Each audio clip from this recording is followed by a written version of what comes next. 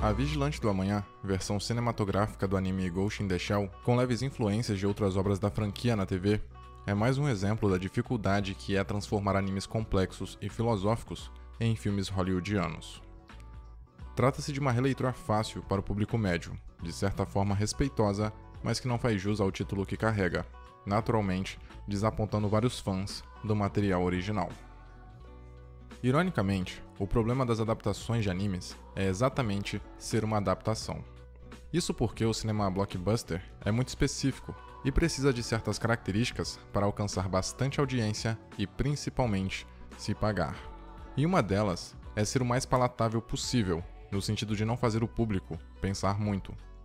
Se um filme desse tipo for repleto de questões enigmáticas, é provável que as pessoas ou não queiram assistir ou não voltem para mais uma sessão.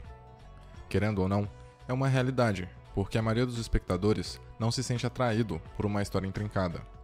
Agora, quem gosta de anime já conhece os estereótipos, os clichês e a maneira como a história é conduzida. Desse modo, não se importa se o longa seguir as mesmas vertentes e reproduzir de certo modo os debates existencialistas e pautas filosóficas, embora este não seja um critério para definir a qualidade do filme. Generalizando, os animes funcionam porque existe um público para eles. Um público que os conhecem, os admiram e, o mais importante, os aceitam. E que ficam famosos por serem exatamente da maneira peculiar que são. Mas quando caem nas mãos dos produtores de cinema, essas obras quase sempre perdem sua essência, aquilo que justamente diferencia a sua história e a torna tão excepcional e singular. Ghost in the Shell, de 1995, é uma obra particularmente difícil de se acompanhar e até de se entender, porque foi concebida sob um pretexto subjetivo e desafiador. Questões levantadas pela própria trama foram deixadas para os espectadores responder, acrescentando um teor metafísico à história. Esse tipo de narrativa não atinge o grande público, apenas os deixam confusos e às vezes até irritados. Por isso, os grandes estúdios precisam reduzir uma história extremamente complexa a um enlatado hollywoodiano. Isso é terrível, mas compreensível. Dito isso, Ghost in the Shell, A Vigilante do Amanhã, parte da mesma premissa do filme anime de 1995, onde temos uma protagonista cujo corpo é completamente cibernético, sendo o cérebro a única parte que supostamente preserva sua humanidade. Porém, um detalhe é crucial para percebermos o que a adaptação fez de errado: a humanização desnecessária. Não que a Major Motoko, na obra original, não tenha sido humanizada. Isso acontece já quando ela começa a questionar a própria natureza e vai em busca da sua identidade. Entretanto, o problema do filme de 2017 é querer explorar seu passado e as circunstâncias que a levaram até aquele presente momento, dando prioridade superficialmente às ações da personagem, ao invés de usá-la ocasionalmente como um meio para debates filosóficos, organicamente desenvolvendo a protagonista. Querendo ou não, o sucesso do anime reside em sua preocupação com essas questões a respeito do ser humano, não na jornada específica da Motoko, o que justifica seu passado permanecer um mistério. Afinal, isso nunca foi relevante para a história. Por mais que a Major permanecesse confusa no anime, ela nunca demonstrava sentimentos e suas reações eram bem limitadas. Um exemplo é o seu olhar morto, reforçando sua persona fria e cada vez mais distante, devido à sua progressiva condição não humana. Diferente da personagem interpretada por Scarlett Johansson, que em boa parte da história demonstra muita incerteza e insegurança, através das suas expressivas expressões faciais e atitudes tomadas por impulso. Outro personagem que sofreu significativamente devido à humanização desnecessária foi o Batou, que apesar de estar visualmente bem próximo da sua contraparte animada, não começou a trama já com os característicos olhos cibernéticos, como no longa original. Essa decisão foi tomada porque, ao mostrá-lo como alguém aparentemente normal no início, a identificação com o público, teoricamente, fica mais fácil. Além do mais, é notável que a escolha de deixar o Batou com os olhos normais durante metade do filme nem parte necessariamente do roteiro, mas dos executivos que precisavam dar visibilidade ao rosto do ator. O público precisava, entre aspas, saber quem era ele. Em contrapartida, faz com que o personagem imediatamente perca uma carga dramática que no filme de 95 era embutida em sua particularidade evidente. Mas talvez o pior de tudo seja o fato de terem retirado todo o teor filosófico e reflexivo que permeia toda a obra original, e que de certo modo garante a identidade única e atraente da história.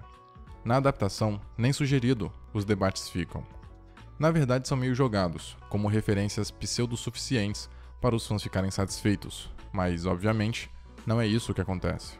Inclusive, tentam comprar o espectador entusiasta do anime ao reproduzirem consideravelmente, de maneira fiel, enquadramentos, movimentação e até ângulos que vemos no anime, quando o importante a ser aludido eram os temas implícitos, e não a ação.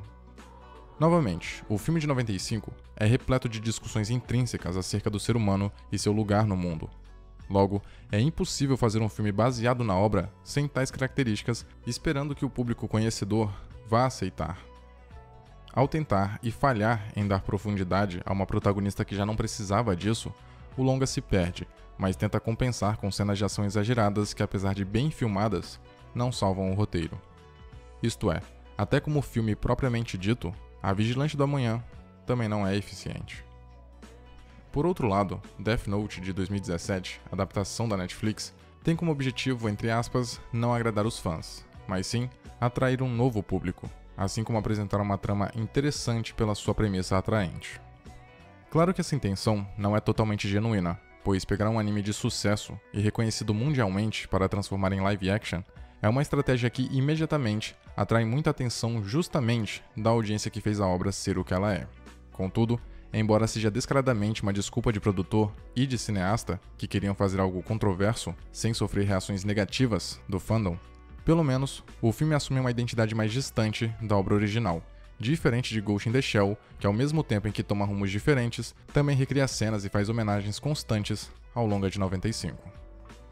Tsugumi Ohba foi o gênio que escreveu a história do mangá de Death Note, portanto, o responsável por atribuir as características mais notáveis da obra, como o fato do suspense policial e o investigativo se sobressaírem em toda a narrativa, além do sobrenatural ser um aspecto constante. Ainda foi quem criou as personalidades marcantes dos personagens centrais, Light e Ellie, que basicamente é o que torna possível a trama de Death Note. Mas a Netflix e principalmente o diretor Adam Wingard decidiram descartar basicamente todos os atributos fundamentais para a identidade da obra original, por superestimarem a premissa de seu filme. Talvez acreditavam que a ideia seria revolucionária, mostrar um adolescente norte-americano com problemas recorrentes dessa fase na realidade americana e que não demonstra tanta destreza no uso do caderno porque ele é mais atormentado do que estrategista ou perspicaz, sendo que nem são coerentes com a própria proposta, visto que ao final, o personagem revela uma capacidade absurda e que não havia sido sugerida de maneira aceitável anteriormente para planos mirabolantes. Novamente, entra o fator humanização desnecessária, com personagens que essencialmente são desumanos. No anime, Light é um sociopata, logo, não apresenta traços básicos de um ser humano considerado normal. Já o L não chega a ser tão extremo, mas é evidente que ele está disposto a fazer qualquer coisa para provar que está certo. Portanto, é no mínimo inescrupuloso. O ímpeto de amenizar personagens de outras mídias que são emocionalmente distantes e frios é uma prática recorrente dos estúdios por motivos até compreensíveis. Como dito anteriormente, ao tornar um anti-herói, por exemplo, mais próximo da realidade do público, a identificação com ele, teoricamente, fica mais fácil e tendemos a gostar dele. Não obstante, isso não significa que é impossível a audiência se relacionar com indivíduos controversos e com aptidão para o mal. Inclusive, personagens que não se encaixam no arquétipo de herói, ou que são inicialmente vilões, mas se redimem ou caminham para se tornar um, geralmente fazem mais sucesso em um primeiro momento, apesar de recorrentemente não serem os protagonistas, como Vegeta, Sasuke, Spock e Han Solo, com excepcionais exceções como Walter White. Esses personagens conseguem se popularizar facilmente, pois fazem o contraponto do mocinho altruísta, benevolente e livre de falhas. Também não é raro eles transmitirem atributos que gostaríamos de ostentar, como coragem, astúcia, estilo e atrevimento. De certo modo, são indivíduos que acabam expressando as nossas revoltas e descontentamentos. No Death Note da Netflix, acharam que seria uma decisão acertada tornar os dois personagens com as mentes mais brilhantes do anime em dois indivíduos impulsivos, que devido a esta característica, não demonstram a capacidade genuína de antever os passos do adversário. Light, cujo sobrenome é Turner, não chega nem perto de ser o gênio que é no anime. Sua inteligência, que era altamente concentrada no poder de dedução, no longa de 2017 é reduzida drasticamente, ao ponto do roteiro nem cogitar a possibilidade dele um dia ser investigador. Tentam nos convencer de que o personagem é perspicaz porque faz o dever de casa dos outros alunos em troca de dinheiro, mas o roteiro falha miseravelmente. Sendo justo, o personagem tem seus momentos esporádicos de esperteza, como quando decide escolher um nome que despista as autoridades ou ao manipular através do Death Note as ações dos coadjuvantes. Mas ainda assim, o Light do filme da Netflix não consegue transmitir segurança, muito menos compostura. Todas as suas decisões são seguidas ou precedidas de arrependimentos, hesitação, incertezas, frustrações e culpa, o que mostra a instabilidade e fragilidade do personagem. O que não seria um problema. Afinal, o intuito era mostrar que esse indivíduo é mais humano. Porém, o roteiro é muito apressado e apresenta uma superficialidade gritante quanto ao desenvolvimento dos personagens, tornando características como as supracitadas artificiais. Além disso, a performance do ator é lastimável, o que fica visível quando precisa demonstrar desespero. O sujeito apenas grita escandalosamente e faz caretas, o que por si só já é embaraçoso, além de serem ações que fogem completamente da personalidade do Light Yagami original. Por outro lado, temos o L, o suposto melhor detetive do mundo. Ao contrário da sua contraparte do anime, este não se esconde completamente, só faz questão de cobrir metade do rosto. E apesar da mudança de etnia, pasmem, ele é o mais próximo de fidelidade que vemos no filme. O personagem, em 50% da trama, se mantém muito parecido com o L das obras originais. Sua genialidade é conservada e sua maneira peculiar de se mover, sentar e segurar objetos é mantida, além do apetite voraz por doces. Entretanto, quando sente-se ameaçado, o L se perde. O personagem que até certo ponto apresentava respeitosamente as mesmas características do L do anime, se mostra uma pessoa violenta em busca de vingança e atormentado. O vemos segurando uma arma, correndo, sendo impulsivo e agindo antes de pensar, algo totalmente incoerente com a personalidade construída no material base. Como se isso já não fosse o bastante, a dinâmica entre L e Light é extremamente rasa. Não chega nem perto do que vemos no anime. Eles se encontram raramente e em nenhum momento sentimos o mesmo clima de tensão proporcionado pela presença dos dois ou por suas respectivas ações com a finalidade de se vencer o outro. O grande segredo de Death Note é justamente o embate ideológico muito bem definido e conduzido entre L e Light. Portanto, ignorar esse fator é garantir que a história perca metade da qualidade que poderia ter. Além disso, a facilidade com que nós, o público, conseguimos nos relacionar com os personagens, por mais controversos que sejam, é proveniente da interação entre eles, dois lados da mesma moeda. Ambos com seus próprios objetivos pautados em um conceito particular de justiça. Somos capazes de entender as ações dos dois, mesmo que não as aceitemos. Isso, em nenhum momento, aparece no filme de 2017. Não existe um sentimento de rivalidade profunda entre o Light e o L, apenas ação e reação. A definição de justiça deles é no máximo deduzida, e é praticamente impossível refletir sobre a motivação de ambos porque nunca somos induzidos à dúvida.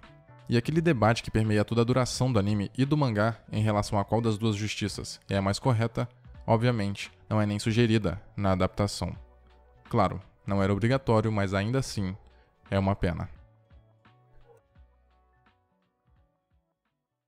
Senhoras e senhores, confiram a campanha de financiamento coletivo do canal e considerem contribuir para mantê-lo vivo, caso possam e queiram, é claro.